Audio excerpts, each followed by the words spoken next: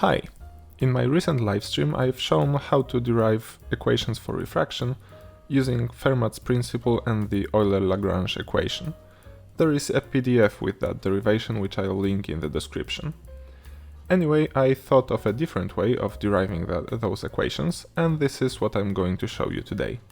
So, Fermat's principle is a variational principle which states that the variation of the optical length of the path taken by light is zero. ds is the element of length of a curve here, and n is the refractive index, which in general can be a function of position in space. If we integrate the refractive index along a curve, we get its optical length. Its variation being zero means that such an optical length between 2 points is minimal, or in some cases maximal. There is also a name for curves whose length, the regular one, not optical, is minimal. These are geodesics, and the equation is almost the same, only without the n. In Euclidean space geodesics are simply straight lines, but this is a much more general notion. Anyway, if we change the way we measure distances in space a bit, and say that the element of length is now ds prime, which is equal to n ds instead of ds, then Fermat's principle becomes just the geodesic equation in this space with a changed notion of length. And that means that we can use the methods used for geodesics to solve the problem of refraction. This is the coordinate system I've used in the PDF I mentioned before, along with the metric in such coordinates. You can see how the element of length is expressed by changes in h and x coordinates. So, in accordance with what was in the previous slide, we introduce ds prime, which will look like this. As in the original problem, I assume that n only depends on h and not on x, so it only changes vertically. N appears squared here because this is the expression for ds prime squared, not just ds prime. This can also be written in matrix form, and such a matrix is usually denoted by G.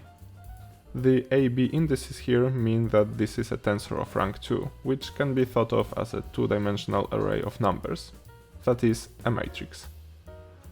The indices are placeholders for actual coordinate names in a way, that is, both A and B can be either h or x. In this way, G with indices hh is the coefficient that multiplies dh squared. So here it will just be n of h squared, and this is this term in the matrix. Ghx would be the term that multiplies dh times dx, which is nowhere here, so the term is 0 and we have 0 in the matrix. The only other non-zero term is the one that multiplies dx squared, which is gxx, and this is the one here.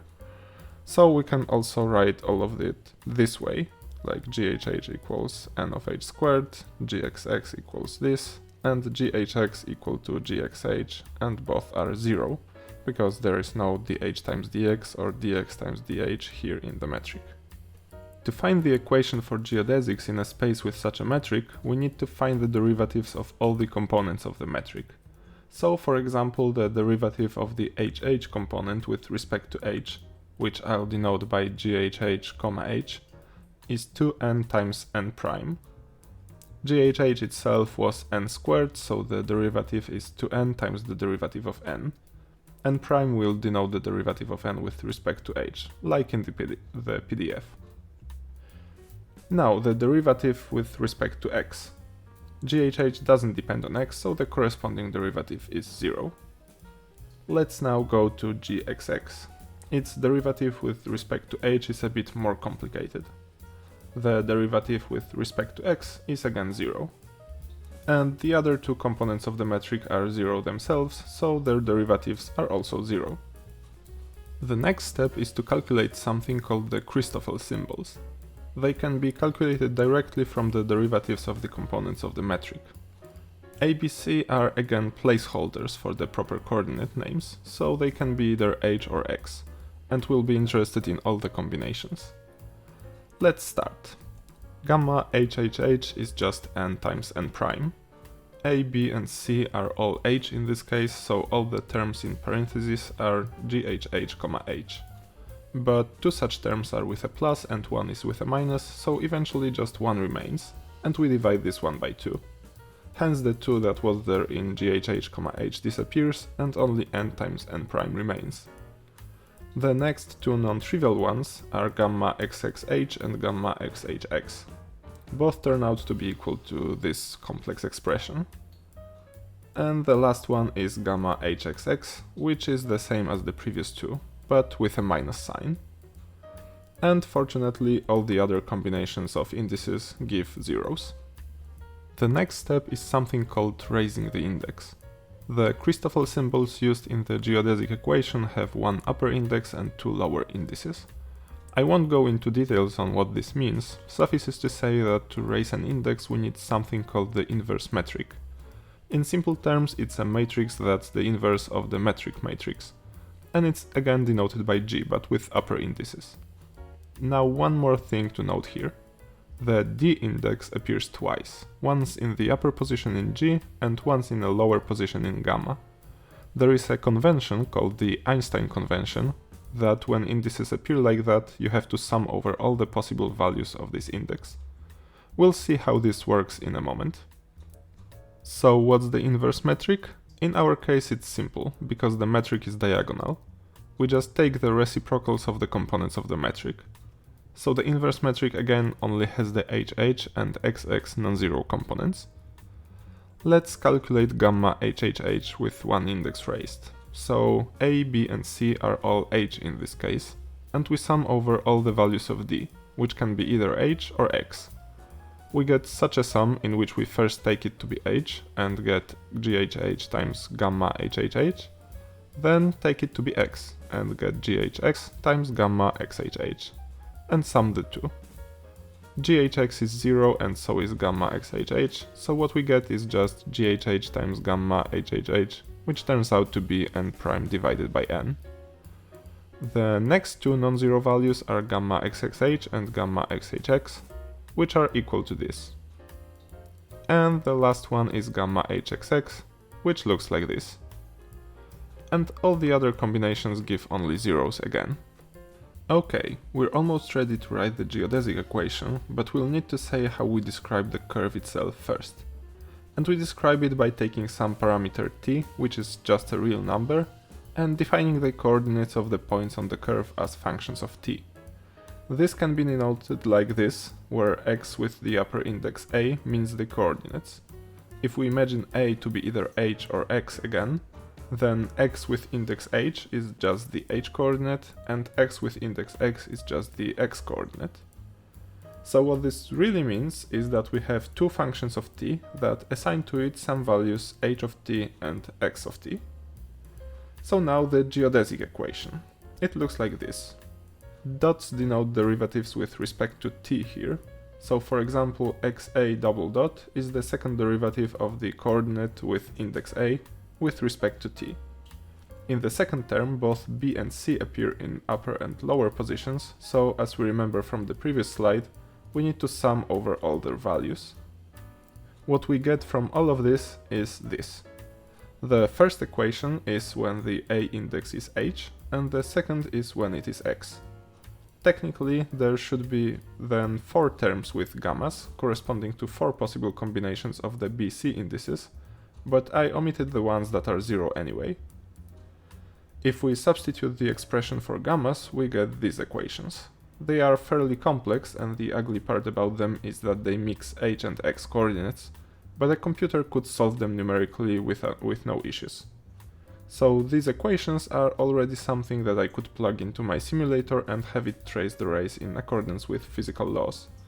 But I also want to show you that we can use them to recover the equation I derived in the PDF, which was an equation for h as a function of x, so slightly different.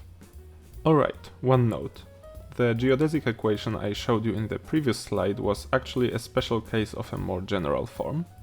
The equation from the previous slide assumed something called an affine parametrization, which just means that t is then proportional to the length along the curve.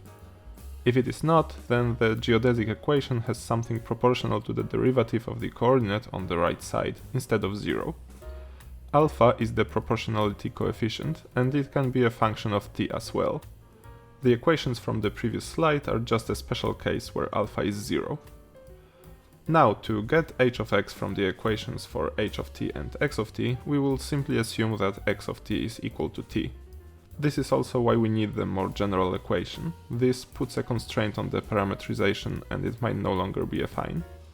So if x of t is t, then its derivative is simply 1 and the second derivative is 0. If we substitute that into the equation with a index being x, we get this. Alpha times x dot becomes just alpha, because x dot is simply 1. This way we have an equation for the proportionality coefficient alpha, which we can substitute into the equation with a index being h, so the equation for h double dot. Let's do so now. I'll just copy the expression for alpha here for reference. So from the equation where a index is h, which is the upper one, after substituting alpha we get this more complex equation below. Now it can be simplified quite a bit, and after simplifications it becomes this. This is exactly the same equation I derived in the PDF using the Euler-Lagrange equation. So mission accomplished. One more final note.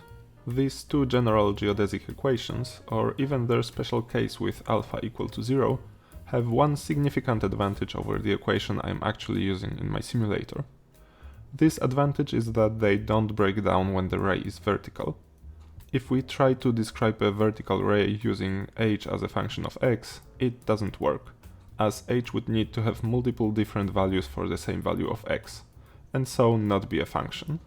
Or alternatively, the derivative of h at that point would be infinite. In any case, that is not something a computer can handle. But if we express both h and x as functions of some parameter along the curve, this is no longer a problem. Then x dot simply becomes 0, with h dot still being non-zero, and everything works. So, will I change the simulator to use these two equations? Probably not.